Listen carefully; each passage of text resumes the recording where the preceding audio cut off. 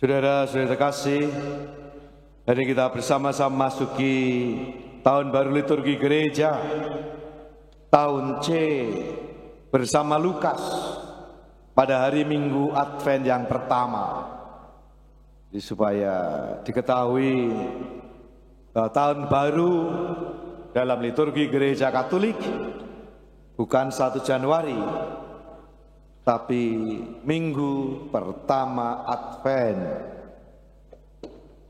Dan hari ini juga kita ingin bersyukur bersama tanggal 30, jadi masih 30 November itu pesta Rasul Andreas. Maka kesempatan Andreas untuk merayakan bersama pesta namanya. Selamat pesta nama untuk wilayah Andreas. Semoga boleh menjadi Andreas kecil. Kita tahu Andreas lah yang membawa Petrus untuk bertemu dengan Yesus. Kami telah menemukan Mesias, lalu membawa Petrus kepada Yesus. Petrus adalah saudara dari Andreas. Moga-moga kita semua juga boleh membawa orang bertemu Yesus. Nah, pertanyaannya, sudah berapa banyak orang yang karena persahabatan dengan Anda, karena pergaulan dengan Anda, karena pelayanan Anda, karena kebaikan hati Anda, karena kesaksian Anda dan keluarga, jadi ikut Yesus? Berapa nih? Umurnya ada berapa ini? Ada yang 80, ada yang berapa yang dari bawah? Jadi ikut Yesus. Moga-moga kita menjadi Andreas kecil. Ya, banyak orang karena kesaksian hidup kita dihantar, berjumpa, mengenal dan mengikuti Yesus. Nah, kalau belum, ini jadi tantangan untuk kita semua. Kita masuki masa Advent. Advent dari kata Adventus yang berarti kedatangan. Kita bersama-sama menantikan kedatangan Tuhan. Bacaan-bacaan memberikan gambaran bagaimana kita bersama-sama orang Kristiani menantikan kedatangan Tuhan. Tentu yang pertama-tama dalam perayaan liturgis adalah kedatangan Kristus yang pertama dalam peristiwa Natal di Bethlehem 2000 sekian tahun yang lalu. Sebagai persiapan kita merayakan perayaan Natal dalam liturgi, tetapi juga adalah penantian akan kedatangan kembali Kristus dalam kemuliaannya, atau yang sering kita sebut dalam istilah parousia.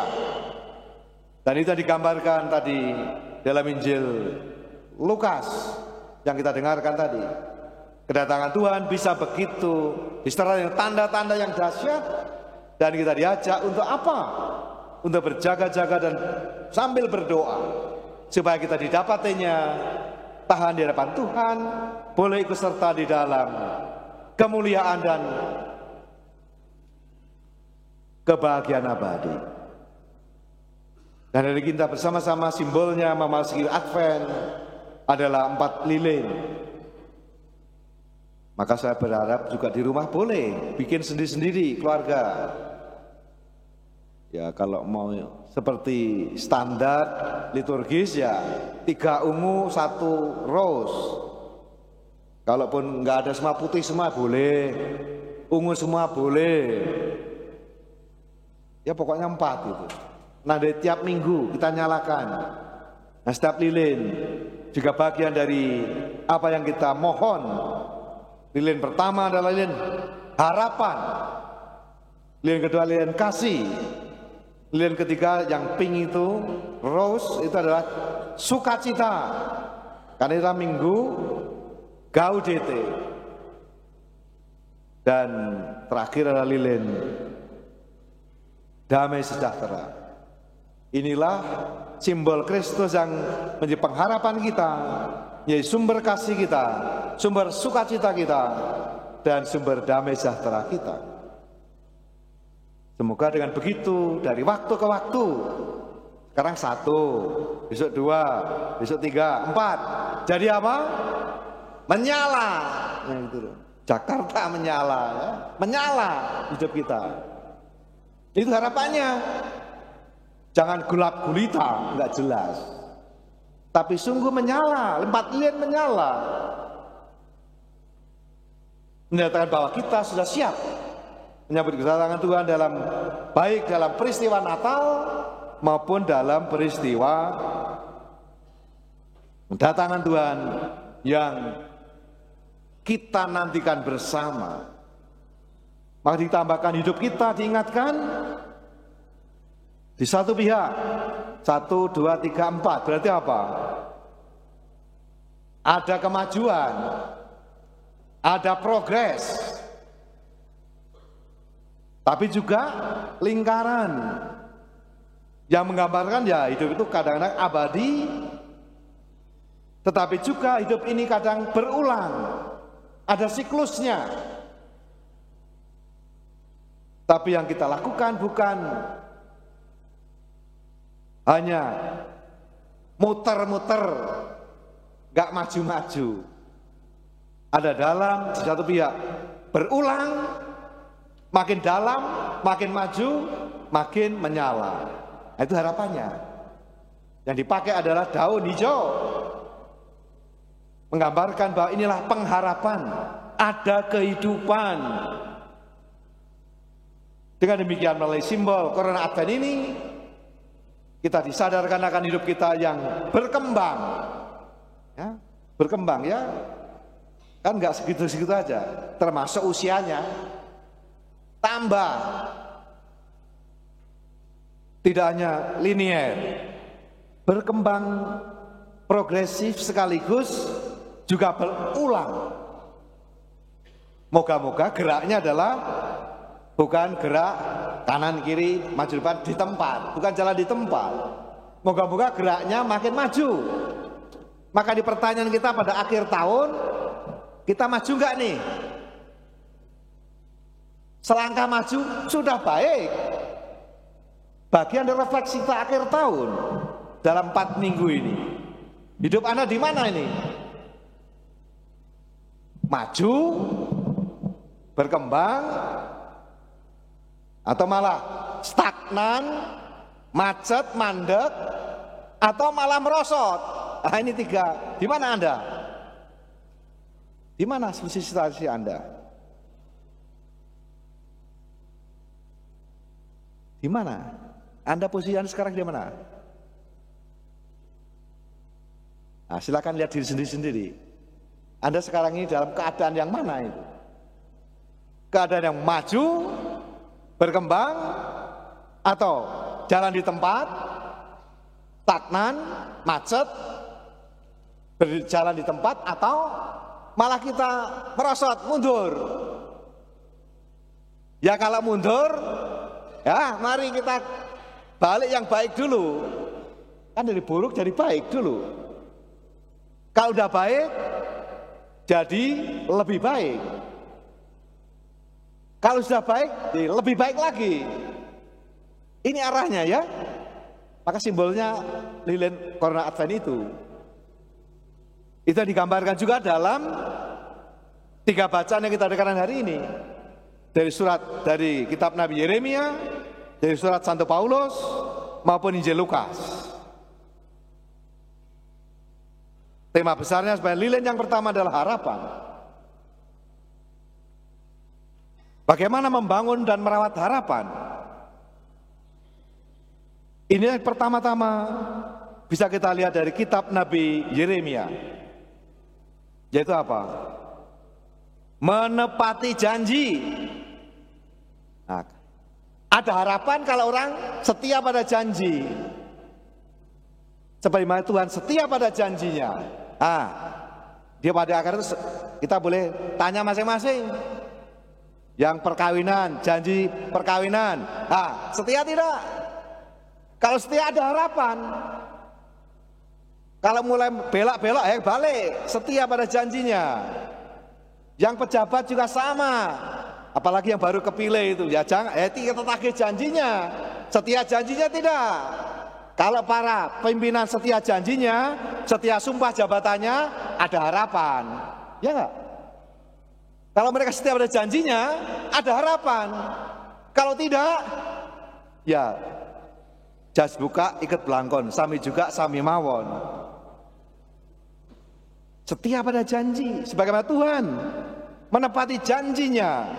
Aku menepati janji yang telah kukatakan, melaksanakan keadilan dan kebenaran di negeri, dan Yerusalem akan hidup dengan tenteram, damai sejahtera. Oke? Semua juga yang sekolah juga sama janji. Pada sekolahnya yang orang Katolik janji baptisnya. Nah, pada setia tidak. Kalau mulai goyang, mari masing-masing kita memperteguh kembali komitmen janji setia dalam bentuk apapun. Ini kesempatan. Kalau semua pada setia janjinya, maka ada harapan. Kalau sudah lupa janjinya, ya diperbarui janjinya. Pada pakir dari masa Natal kan ada nanti keluarga kudus.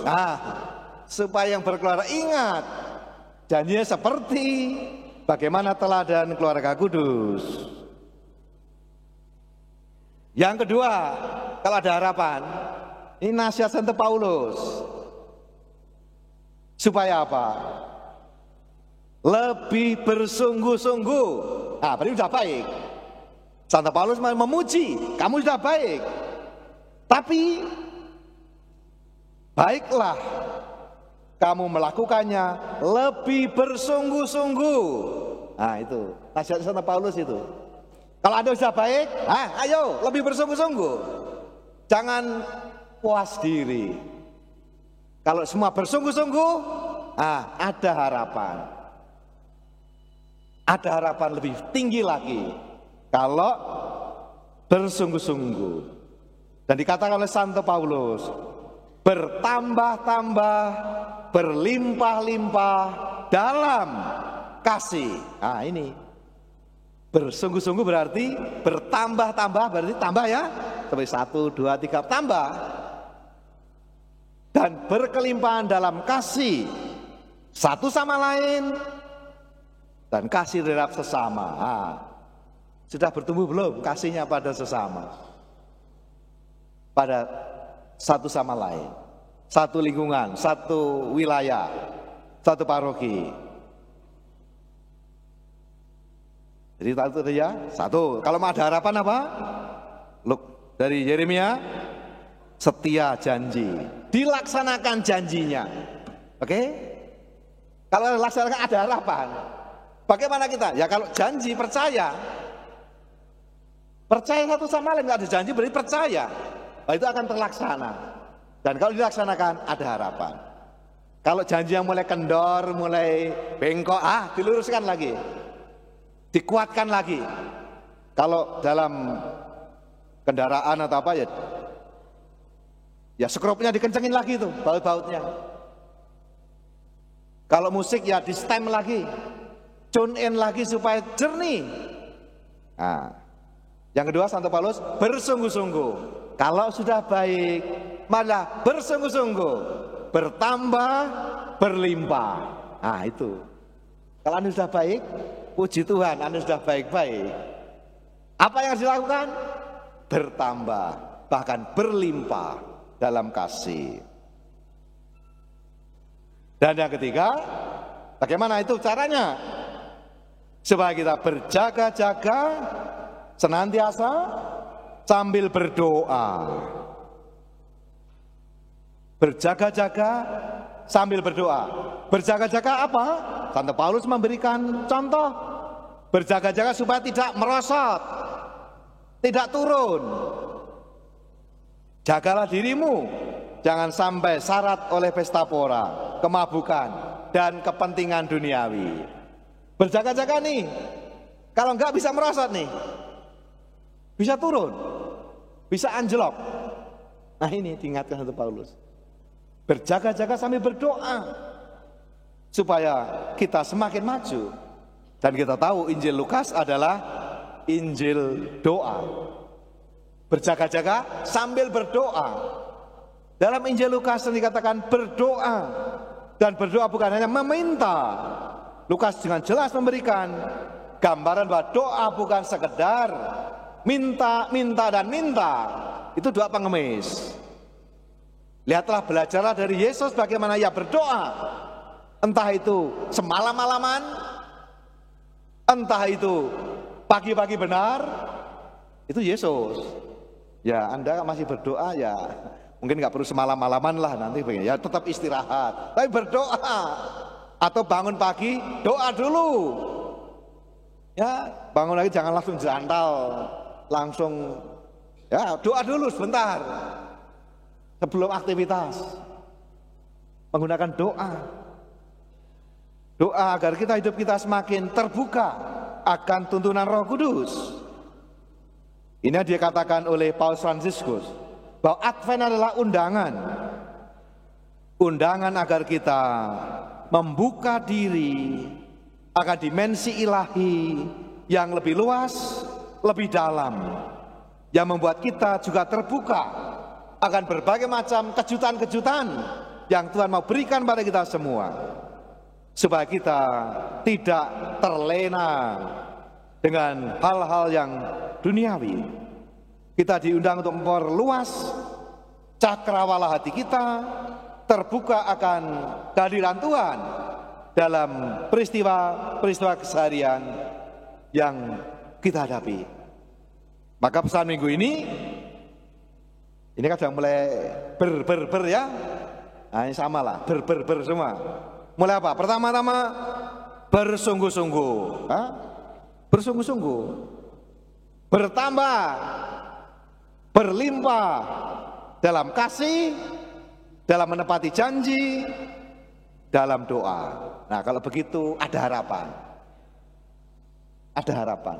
Dan semoga kita tidak menanti dengan harapan, tapi kita sendiri dengan melakukan apa yang dinasihatkan dalam bacaan-bacaan hari ini, semakin bersungguh-sungguh, semakin bertambah, semakin berlimpah dalam kasih, semakin setia menepati janji, dan tekun berdoa, maka kita boleh berharap ada harapan di tengah-tengah. Semoga kita semua ikut serta mewujudkan, menyalakan pengharapan di tengah-tengah kita.